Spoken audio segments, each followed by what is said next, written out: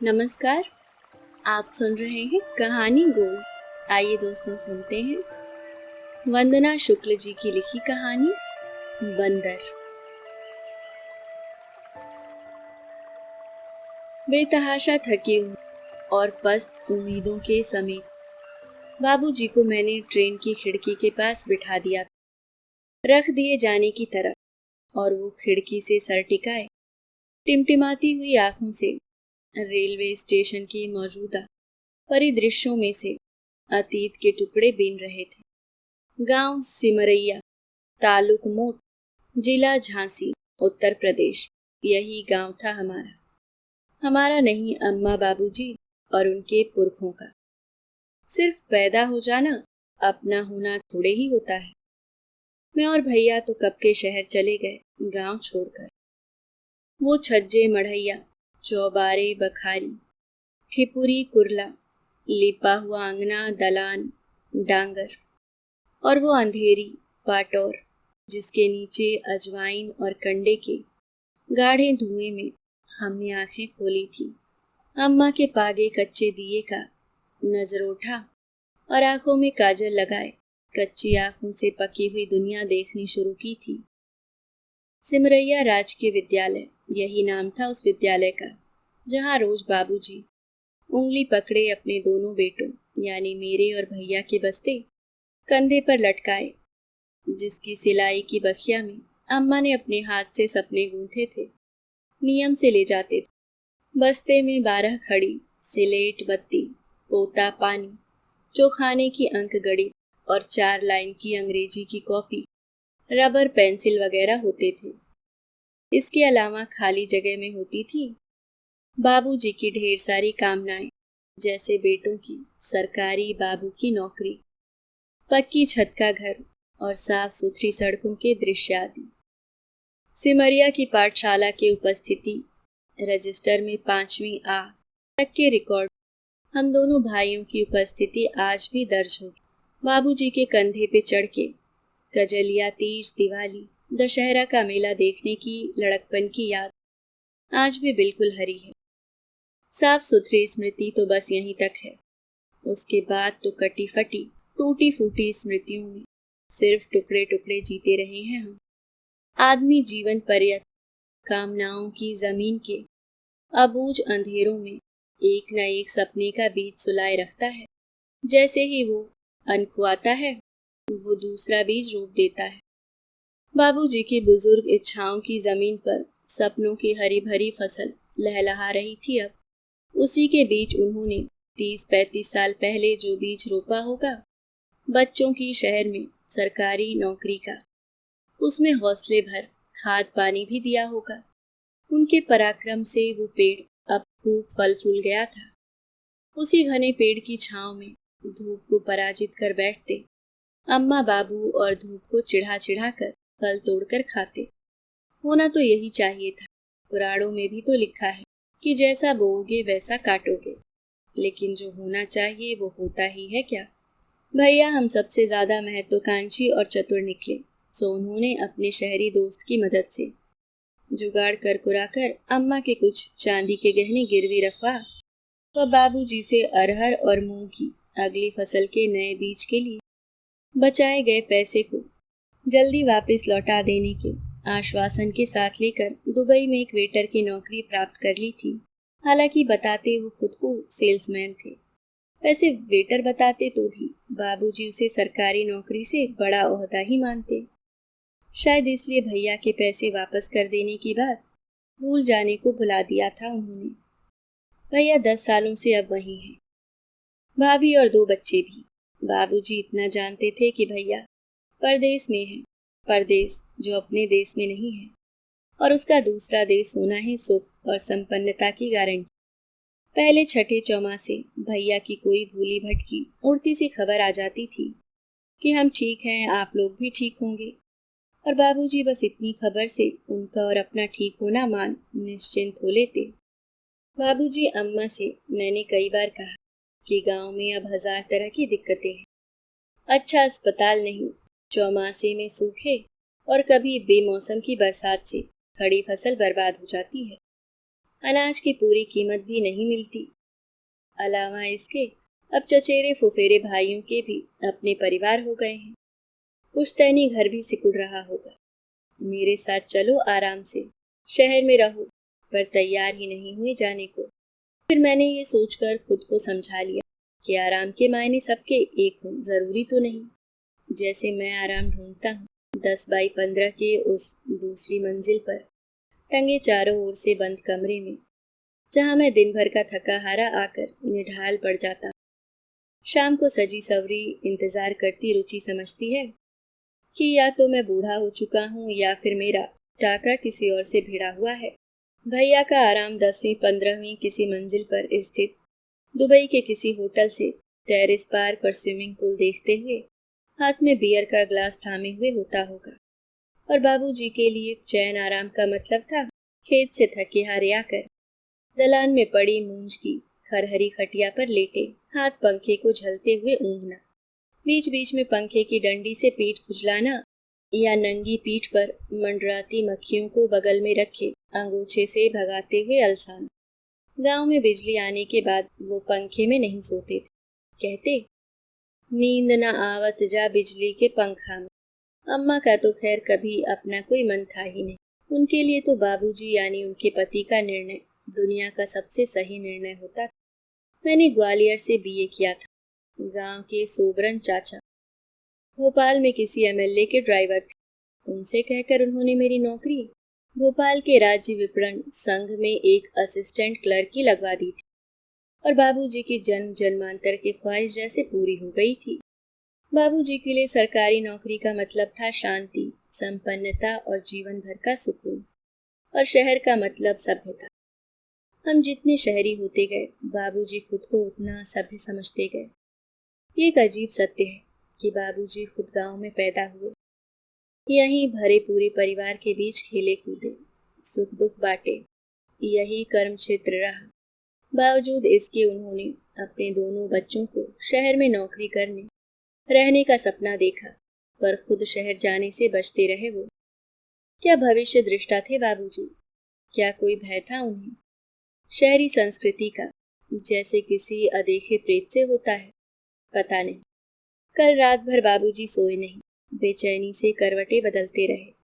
पता नहीं क्यों सुबह भी जल्दी उठ गए और नहा धो पूजा पाठ कर तैयार होकर बैठ गए थे।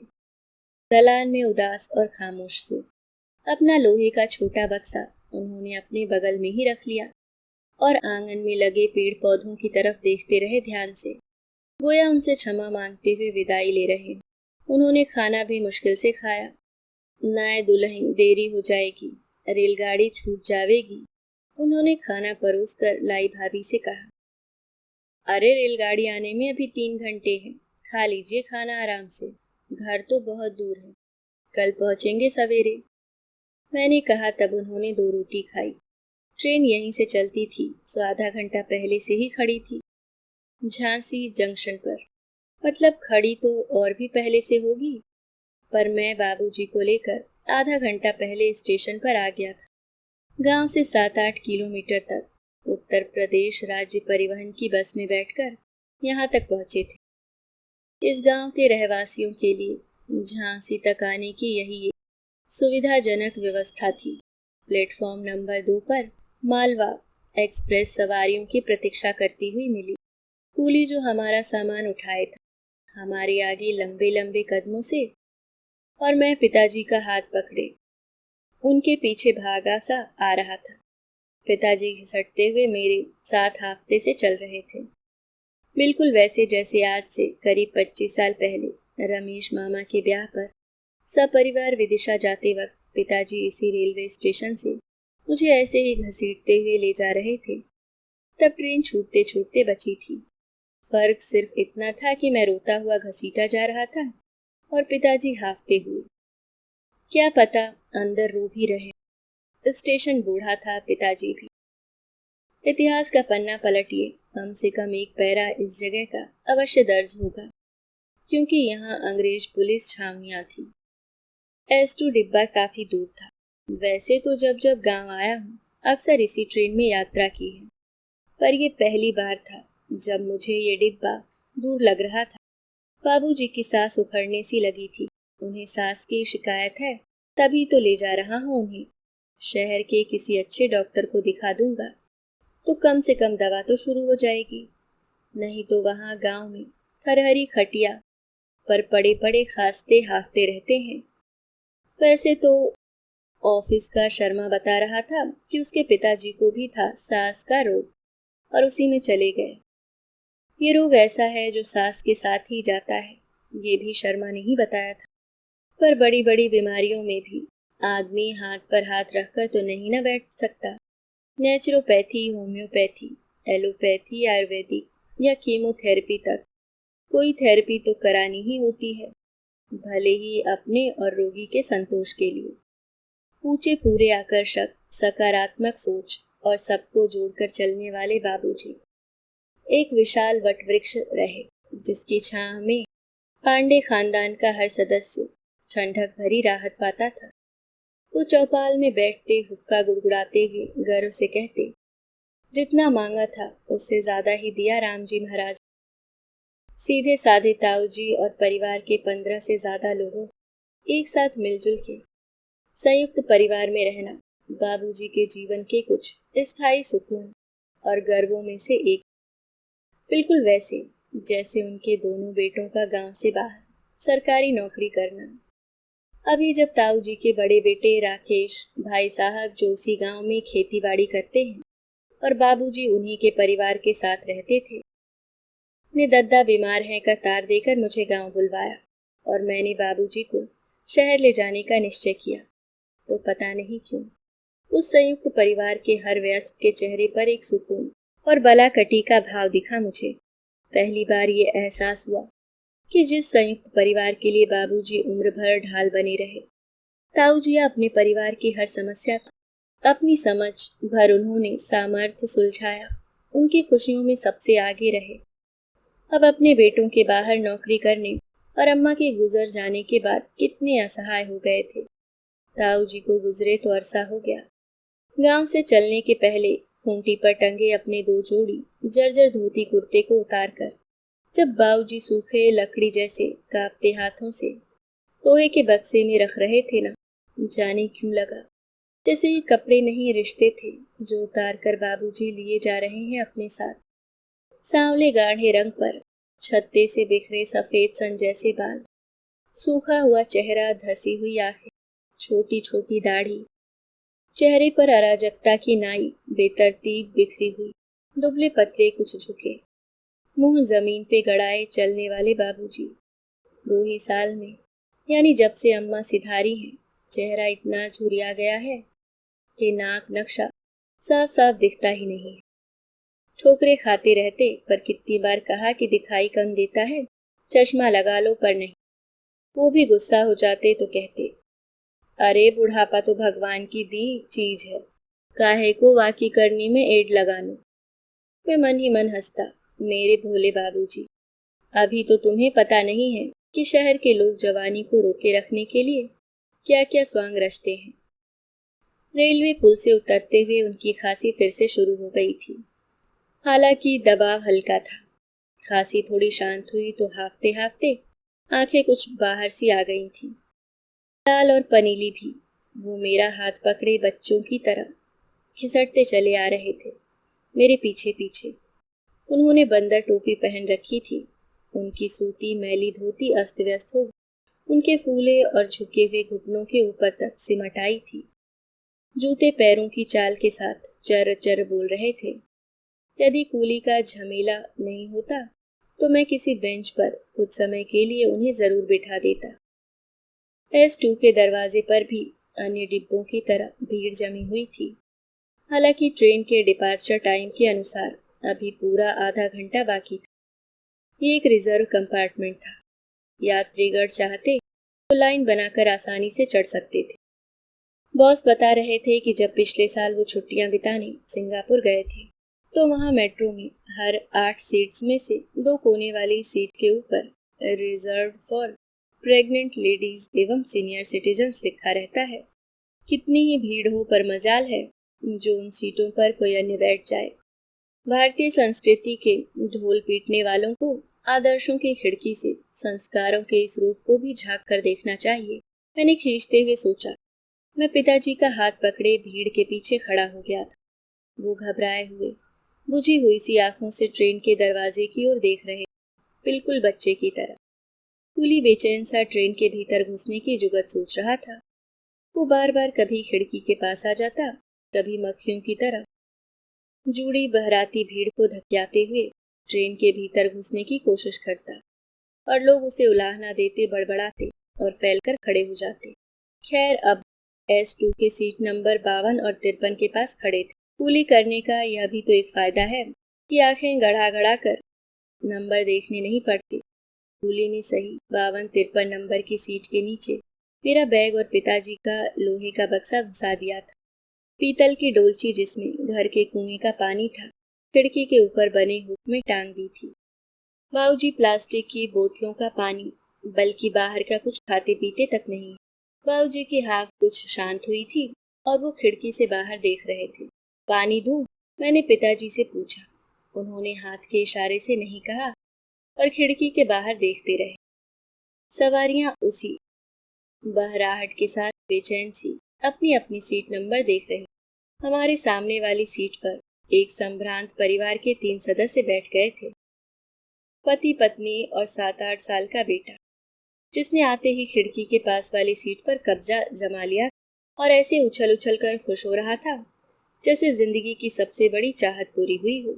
बाबूजी ने एक हल्की सी निगाह से उस परिवार की ओर देखा और फिर विरक्त भाव से बाहर देखने लगे। गाड़ी सीटी दे रही थी। नीचे उतरे यात्रियों में खलबली सी मची थोड़ी। अब वो गाड़ी में चढ़ गए थे और रिश्तेदार को हाथ हिलाकर सी यू कह रहे थे। ट्रेन ने खिसकना शुरू कर दिया। मैंने थैले से एक ग्लास निकाला जो बाबूजी के सामान का एक हिस्सा था और सामने के हुक पर टंगा था। उसमें डोलची से पानी निकाला और पिताजी को दे। पहले हाथ मुंह धोबेंगे, उन्होंने कहा। मैं कुछ देर किन कर्तव्य विमूढ़ सा देखता रहा। क्या करूं? बाबू, ये रेलगाड़ी है, यहाँ हाथ धोने के लिए दूर जाना पड़ता है। तौलिया गीली करे देता हूँ, मुंह पोंछ लो अच्छे से। मैंने उन्हें युक्ति सुझाई। नहीं लाला, दूर ही सही चलत है, कहकर वो कपकपाते हुए से खड़े होने लगे। मैंने पानी की बोतल और टॉवेल लिया और उनका हाथ पकड़कर वॉश बेसिन तक ले गया। मैंने उनकी बंदर टोपी उतारने में उनकी मदद की। अब उनके अस्त व्यस्त चिपचिपे सफेद बाल माथे और कानों तक छितर गए। नेक जे दरवाजा खोल दे, बाहर को धो लेंगे, वो ट्रेन का दरवाजा देखते हुए बोले। मुझे लगने लगा कि सचमुच उनका दिमाग फिर गया है। हालांकि वॉश बेसिन की उनकी आदत नहीं थी। गांव में खुले आंगन में ही हाथ मुंह धोते थे वो। अरे नहीं, ट्रेन बहुत तेज चल रही है, इसी में धो लो। मैंने सब्र से काम लिया। उन्होंने कुछ नहीं कहा। मैंने हाथ मुंह धोने में उनकी मदद करनी चाहिए, पर उन्होंने हाथ से मुझे रोक दिया। खुद ही धोने लगे। हाथ में कपकपाहट थी। काफी पानी बेसिन के नीचे गिर गया। सीट पर वापस लौटकर मैंने पानी पीने को दिया, लेकिन नहीं पिया उन्होंने। घरे चल के पीबेंगे, उन्होंने खरखराती हुई आवाज में कहा। हालांकि मैं जानता था कि प्यास लगी होगी उन्हें। वो सीट पर पैर ऊपर रख करके घुटने मोड़कर बैठ गए। उनकी उघड़ी हुई सूखी टांगे और फटी हुई एड़ियों वाले पंजे शर्माए हुए से सिकुड़े बैठे। मैंने उनकी टांगों को देखा और ठंड बढ़ रही है कहकर पैरों पर कंबल डालने की कोशिश की, पर उन्होंने मना कर दिया। ना ना, कुछ मत डारे जे, बूढ़े हार्डन में गर्मी ज्यादा लगत है, उन्होंने बहुत धीरे से फुसफुसाते हुए कहा।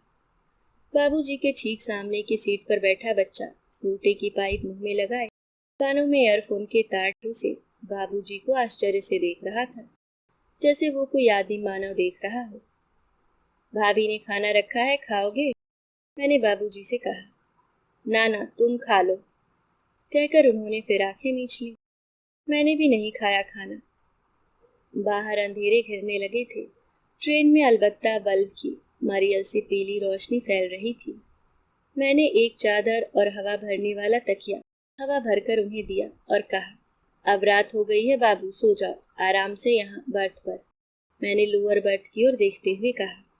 हालांकि न जाने क्यों उनकी फूलती सांस और हालत देखकर मुझे एक अनजाना सा भय और आशंका महसूस हो रही थी। उन्होंने एक बार बर्थ की ओर देखा और एक बार मेरे, फिर बोले, नहीं नहीं, यहीं बैठे ही ठीक, तुम सो जाओ। और फिर निर्विकार से बाहर देखने लगे। मैं जानता था कि उन्हें खुले आंगन या खेत में सोने की आदत, वो यहाँ नहीं सो पाएंगे। जाड़ों में भी दलान में खटिया के नीचे बरोसी रख के सोते हैं। मैंने कहा, बाबू वो उन भैया की बर्थ है, वो सोएंगे, फिर यहाँ बैठ नहीं सकते अपन। वो निरीह से देखने लगे मेरी तरफ, फिर उठकर खड़े हो गए। मैंने उनका हाथ पकड़कर RAC वाली सीट पर बिठा दिया। हालांकि खिड़कियां बंद थी, पर डिब्बे में ठंड की फुरफुरी थी, सो मैंने अपने हाथ से फिर से बंदर टोपी पहना दी, जो मुंह धोते वक्त उतार दी थी। वो बच्चे की तरह बैठे रहे। मुझे फिर याद आ गया बचपन, जब मेला हाट दिखाने ले जाते वक्त बाबूजी ऐसे ही हमें टोपी पहनाया करते थे। ट्रेन अपनी पूरी रफ्तार पर थी। बाबूजी ने फिर टांगे मोड़ ली थी, जिन पर मैंने कंबल डाल दिया था। हम दोनों एक दूसरे के सामने और मौन बैठे थे। मैं कहना चाहता था, बाबूजी आप मेरी जिंदगी के उन सबसे जरूरी लोगों में से हो जिन्हें मैं सचमुच प्यार करता हूँ। सच तो ये है, आज हम दोनों भाई आर्थिक सुदृढ़ता की जिस स्थिति में हैं, उसकी वजह सिर्फ और सिर्फ आप हो, वरना हम भी ताऊ जी के बेटों जैसे गांव में ही पड़े रहते। मौसम की फिक्र, भूमाफियाओं की जातियां, गल्ले सब्जियों के सही दाम न मिलने का संताप और न जाने क्या क्या परेशानियां भोगते। धड़धड़ाती ट्रेन, पेड़ पौधे, घर, गांव, नदी, लोग, सब तेजी से छोड़ती आगे बढ़ रही थी जिंदगी की तरफ। हम दोनों मौन अपने अपने विचारों की गलियों में घूम रहे थे। पिताजी के पास याद करने को समृद्ध अतीत था और मेरे पास धुंधला भविष्य। बाबूजी पक्का से अम्मा को याद कर रहे होंगे, जो अब तक जिंदा रही, उनका साया थी, जैसे पति की सेवा करने को ही जन्मी थी वो। कुछ भाग्यशाली लोगों की मन्नत भगवान बादलों के पीछे से भी सुन लेता है, जैसे अम्मा की। उनकी दिली इच्छा थी कि वो सुहागिन विदा हो इस संसार से, और वो हो गई। ताऊ जी और अम्मा बाबूजी के जीवन के दो मजबूत स्तंभ थे, जिसमें से कुछ वर्षों पहले एक में दरार आ गई थी। ताऊ जी को लकवा लग गया था, वो स्पष्ट बोल नहीं पाते थे। बाबूजी तब भी पराजित नहीं हुए। अम्मा उनकी अपंग विश्वास की भरोसेमंद बैसाखी थी, लेकिन बाबूजी का विश्वास औंधे मुंह गिर पड़ा था जब अम्मा नहीं रही। सबको लगा कि अब बाबूजी पर कहर टूटेगा, वो टूट जाएंगे। हो सकता है मानसिक संतुलन ही खो बैठे। पर अम्मा के जाने के बाद एक आश्चर्यजनक बात हुई, जो किसी ने सपने में भी नहीं सोची थी। बाबूजी ना उदास हुए ना विचलित। हालांकि बाबूजी को कभी किसी ने रोते तो क्या, उदास भी कम ही देखा था। रोने से उन्हें सख्त नफरत थी। कहते, जो भी विपदा आती है भगवान परीक्षा लेता है, तो रोना क्यों? रोते तो कायर हैं, रोते तो मूक जानवर हैं, जो अपनी पीड़ा किसी को कह नहीं पाते। लेकिन अम्मा का उन्हें अकेले छोड़कर अचानक यूं चला जाना उनके लिए एक असहाय पीड़ा थी। सीधी कर्तव्य परायण पतिव्रता अम्मा के जाने पर पूरा गांव बिलख रहा था, पर वो बिल्कुल तटस्थ और शांत रहे, जिसे उदासी भी नहीं कहा जा सकता। लगभग 40 साल का साथ होने और अम्मा पर छोटी छोटी बातों के लिए आश्रित रहने वाले बाबूजी उनके जाने के बाद न तो रोए न बिलखे, बल्कि बड़ी मजबूती से अपने हाथों से अग्नि दी उन्हें। राम जी महाराज की इच्छा थी सो चली गई, वैसे भी देख भरो पूरो कुनबा छोड़ गई है, बिता लेंगे उम्र इन्हीं के भरोसे, उन्होंने कहा। लेकिन जिस भरोसे पर भरोसा था, उन्हें वो पतझड़ के पत्तों की तरह एक एक कर झड़ जाएगा, और वो परिवार नामक इस जंगल में एक अवांछित बूढ़े ठूठ की तरह तन्हा खड़े रह जाएंगे। ये कटु सत्य तब सीधे साधे और परिवार के लिए समर्पित बाबूजी नहीं जानते थे। अम्मा के चले जाने पर हालांकि उनकी आंखें गीली नहीं हुई, पर देह सूखती गई। दुखों के ग्लेशियर भीतर ही भीतर बेआवाज पिघल रहे थे। शायद एक दरख्त ऐसे ही किसी वक्त दीमक की क्रूरता को अंदाज पाता होगा, जिसकी संसार में ना कोई दवा है न तोड़। बाबूजी ने दोनों पैर सीट पर रखे हुए थे। बीच बीच में कंधे पर टंगे अंगूछे से वो चेहरा कसकर पोंछते, जैसे पसीने के साथ झुर्रियां भी पोंछ देना चाहते हूँ। ऐसा वो नर्वस होने या बेचैनी में करते थे। मैंने देखा। उन्होंने आंखें मींच ली। मैंने उन्हें लिटाना चाहा। तो घरे सोवेंगे, उन्होंने रट लगा ली, पर मैंने दोनों कंधे पकड़कर उन्हें जबरन बर्थ पर लिटा दिया। वो थके हुए थे, सो लेटते ही सो गए।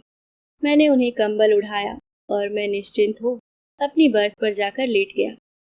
सोते में भी उनकी सांस धौंकनी सी चल रही थी। सांस में दमे की खरखराहट थी। पूरा डिब्बा अंधेरे से घिरा था। यहाँ तक कि खिड़की पर भी अंधेरे चुपचाप बैठे ऊँघ रहे थे। पर मेरे मन में दुश्चिंताओं का घमासान मचा हुआ। कैसे करूंगा मैं अकेला सारे इंतजाम? फ्लैट भी दूसरी मंजिल पर है। सारी व्यवस्थाएं कैसे होंगी? भैया को ट्रंक कॉल भी करना पड़ेगा।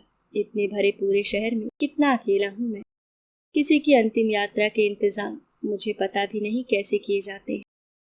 फिर अभय की परीक्षाएं भी चल रही हैं, उसे कहाँ भेजूं? रुचि को डॉक्टर ने आराम बताया है। अभय के वक्त भी केस बहुत बिगड़ गया था उसका। कितनी मुश्किल से 2 दिन की छुट्टी मिली है ऑफिस से। जब से ये सोलंकी रायपुर शाखा से भोपाल विपणन संघ हेड ऑफिस में ट्रांसफर होकर आया है, आफत कर रखी है साले ने। हमेशा टर्मिनेट करने की धमकी देता रहता है। किसी की मजबूरी समझता ही नहीं है। सोचता है सब बहाने कर रहे हैं छुट्टी के। दोनों समय जी हुजूरी करने का समय किसके पास है? प्रमोशन कब से पेंडिंग है, पर हर बार कोई ना कोई रिमार्क डालकर टाल देता है। और मुझसे बाद आने वाले कब का प्रमोशन पा चुके हैं। बेचारों ने फिर से घेराबंदी करनी शुरू कर दी थी। अब कह रहा है कि मंडला जाना पड़ेगा दौरे पर तेंदू पत्ता तोड़वाने।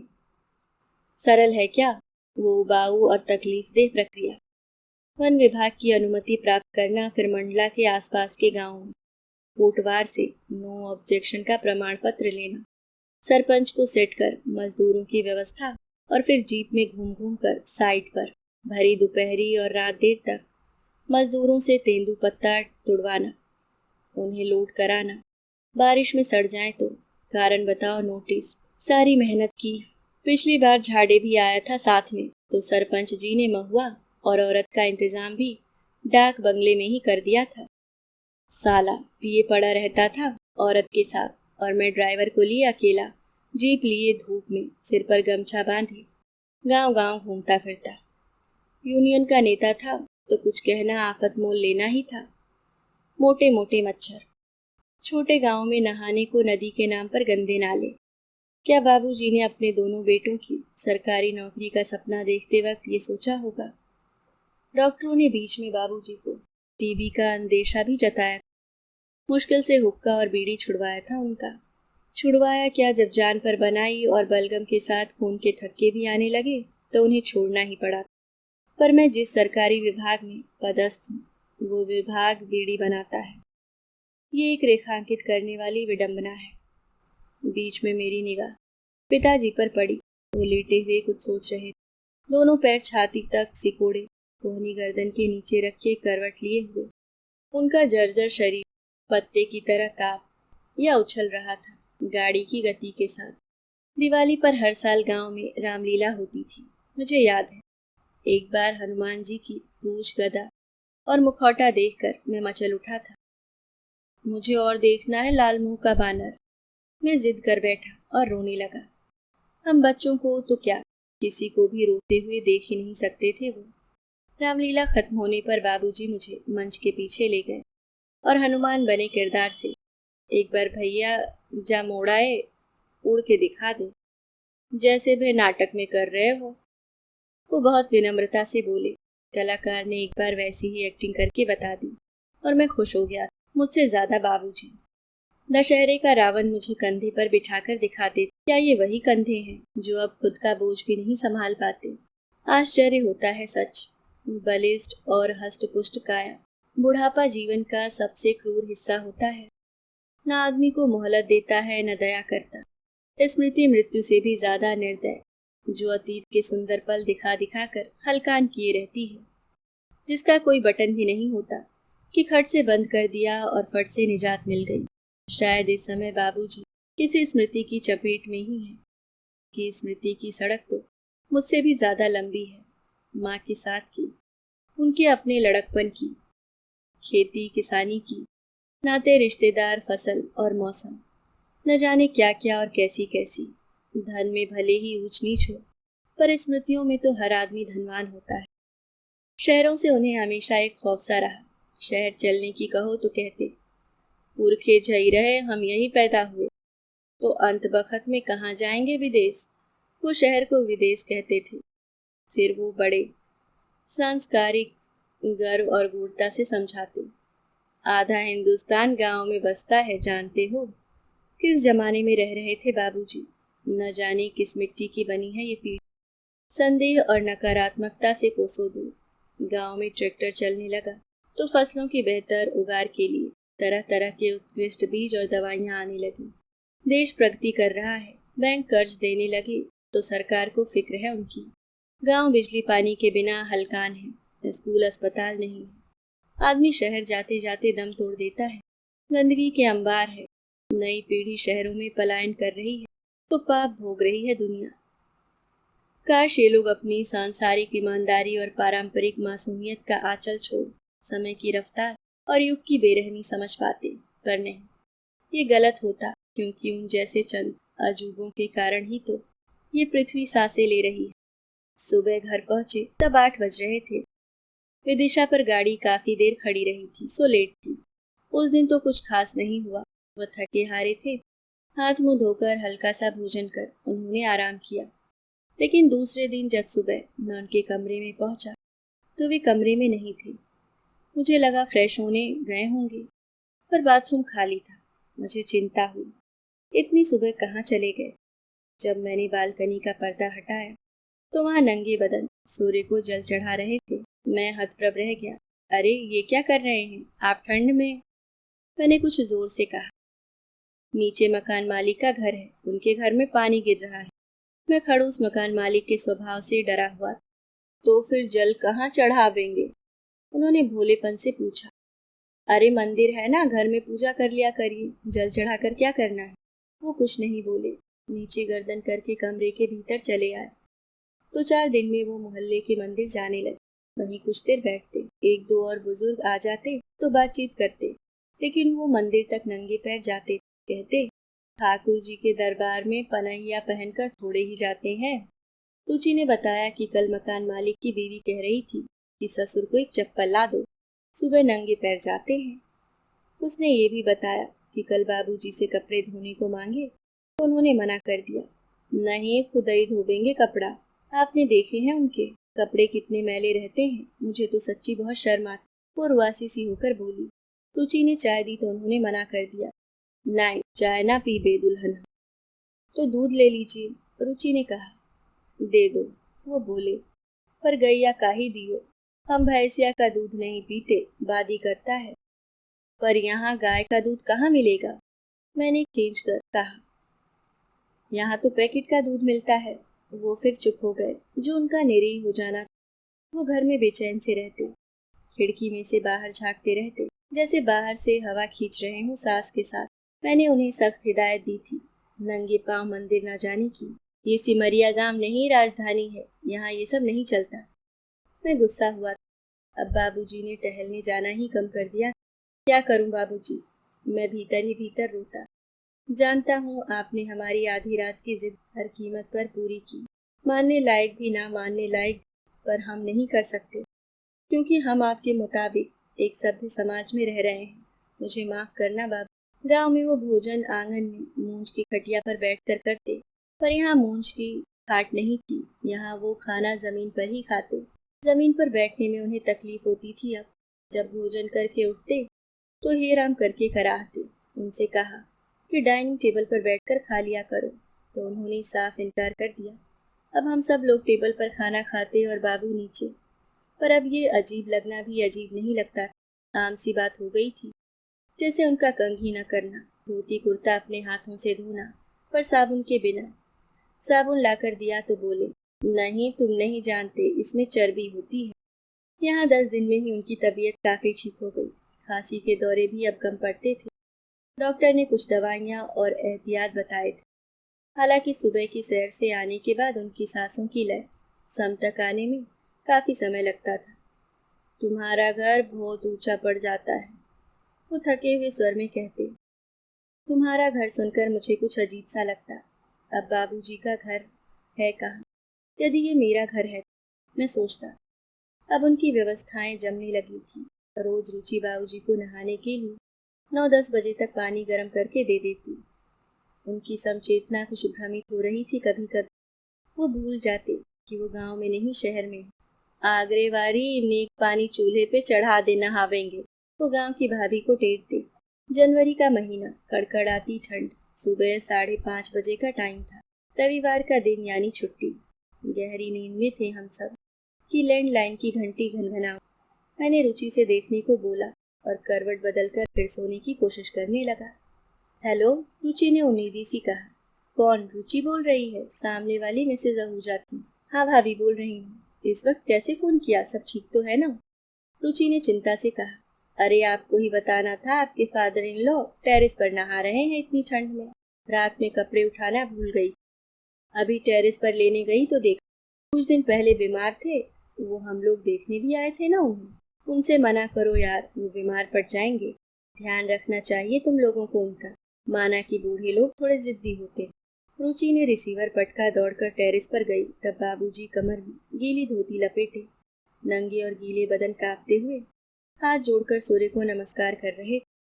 बाबूजी, रुचि लगभग चीखी। ये क्या कर रहे हैं आप इस टाइम? ये नहाने का वक्त है क्या? उसके स्वर में नाराजगी थी। वो कुछ नहीं बोले और गीले ही कमरे में आ गए। होठों से बुदबुदाते हुए श्लोकों में उनकी कपकपाहट स्पष्ट सुनाई दे रही थी। रुचि ने उन्हें तौलिया और कपड़े दिए, ब्लोअर चला दिया। बाद में बाबूजी ने बताया कि आज मकर संक्रांति है। मुंह अंधेरे नहाना और उपवास करना जरूरी होता है, नहीं तो आदमी अगले जन्म में बंदर बनता है। रुचि के पास अब इस उत्तर के बाद कोई दलील नहीं बची थी। बहू, हमारे लिए कुछ ना बनाइयो, आज उपवास है हमरो। जब मैं माजरा जानने कमरे में घुसा तब वो रुचि से यही कह रहे। क्या जरूरत थी ठंडे पानी से नहाने की, और उस पर उपवास? मैं गुस्से से चीखा। बाबूजी चुपचाप आंखें बंद किए पड़े रहे। रुचि ने खिचड़ी बना कर दी तो उन्होंने मना कर दिया। उपवास है आज हमारा, वो डरते हुए से बोले। अब मैं अपना गुस्सा शांत नहीं रख पाया, फट पड़ा। वैसे ही कम परेशानियां हैं क्या शहर में, जो आप और आ गए हो यहाँ सिर पर? चलो गांव में ही छोड़ देता हूँ। रुचि, इनका सामान पैक करो। वो यूं ही निष्प्रभाव से पड़े रहे। चुपचाप उठे और खिचड़ी खा ली। मैं जानता हूँ अपने बच्चों को दुखी नहीं देख सकते हो। उनके जोश और मान्यताओं, उनका बीमार और बूढ़ा शरीर बर्दाश्त नहीं कर पाया। तेज बुखार चढ़ाया, सांस भी उखड़ती रही बीच बीच में। डॉक्टर बासु को फोन किया तो उन्होंने कहा ठंड लग गई है, सिकाई और दवा देते रहो, सुबह मैं देख लूंगा। पूरे दिन मैं उनके सिराहने बैठा, कभी सिर दबाता, कभी हाथ पैर, और कभी बुखार नापता रहा। बीच में उन्हें होश आता और मैं दवा देता तो कहते, अरे लल्लू रहन दे, ठंड खा गए हैं तना, सब ठीक हो जाएगा। और फिर अचेत से हो जाते। पूरा दिन परेशानी और चिंता में बीता। मैं बस अभी अपने कमरे में आया ही था कि रुचि ने कहा, आपको बाबूजी बुला रहे हैं। मैं उनके पास गया तो वह चुपचाप लेटे शून्य में कहीं देख रहे थे अपलक। बाबूजी, मैंने उनके माथे पर हाथ रखा। उन्होंने अपनी खंडहर जैसी खामोश आंखों से एक बार मुझे देखा। उनकी आवाज बहुत धीमी और कांपती हुई थी। अटक अटक कर बोले, गुड्डू गांव जाना चाहते हैं, हमें छोड़ आओ। अंत समय में पुरखन की गोद क्यों परेशान कर रखा है बाबूजी आपने हमें? आपको यहाँ क्या दिक्कत है बताइए? मैं रुआसा सा हो गया। अब तक ठंड में उनके नहाने को माफ नहीं कर पा रहा था। मैं चिल्लाया। मेरी चिल्लाहट में क्रोध से अधिक विवशता थी। जानते हैं उसी वक्त कितनी मुश्किल से छुट्टी मिली थी। अब फिर से वो चुप रहे। मैं दूसरे कमरे में चला गया। लैंडलाइन फोन की घंटी बज रही थी। सोलंकी का चमचा भावसार कह रहा था कि साहब को तुमसे काम है, 10 बजे तक बुलाया है घर पर। अरे पर आज तो संडे है और रात के 9 बज रहे हैं। उनका पीए मिश्रा आउट ऑफ स्टेशन है, इसलिए तुम्हें कोई डिक्टेशन देना है उन्हें जरूरी। लेकिन मैं नहीं आ सकता। मैंने जैसे खुद से ही कहा था, क्योंकि उसने मेरा पूरा वाक्य सुने बिना ही फोन खट से रख दिया था। मैंने जैसे ही रिसीवर रखा देखा सामने के कमरे में पिताजी मुंह पर चादर रखे फफक फफक कर रो रहे हैं, इतनी जोर जोर से कि उनके मुंह से हो आवाज निकल रही थी। वो विलाप कर रहे थे। मैं जड़वत, समझ में ही नहीं आया कि क्या कर। लगा जैसे किसी ने मेरे सीने पर रखा पत्थर हटा दिया है और रुकी हुई कोई नदी हरहरा कर बह निकली है। उनकी खुली हुई आंखों के नीचे आंसू की बूंदें जम गई थी। भैया व अन्य लोगों को बाबूजी की मृत्यु की सूचना देते हुए मैं बिल्कुल शांत था, जैसे बाबूजी अम्मा के वक्त शांत हुए। अच्छा हुआ जो खिचड़ी खिला दी थी, नहीं तो भूखे ही। मैं सोच रहा था, लेकिन बाबूजी ने कहा था, जो लोग आज यानी मकर संक्रांति को उपवास नहीं करते, वो अगले जन्म में बंदर बनते हैं। क्या बाबूजी बन गए होंगे बंदर? मैं ये भी सोच रहा था। अभी आप सुन रहे थे वंदना शुक्ल जी की लिखी कहानी बंदर।